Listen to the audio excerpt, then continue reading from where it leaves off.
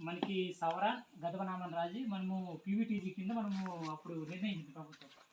PVTG అంటే ఎట్లేదు కానీ అంతకుముందు నుంచే కదా మనం ఉన్నాము. ఆదివాసీలు అంటారు కదా మనకి ఆదివాసీలు.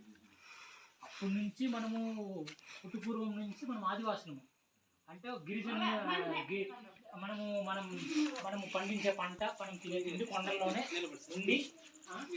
కొండల్లో ఉండి మనకి ఏంటంటే ప్రకృతి ఒక దైవం ఒకలాగా పూజించేది. మనం ఏంటంటే కొన్ని పంటలు అన్నీ వేసుకున్నాము.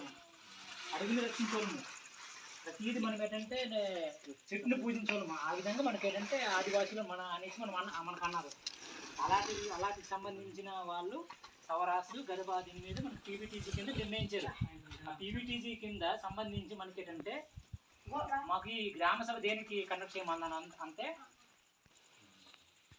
ఉదాహరణ తీసుకుంటే కనుక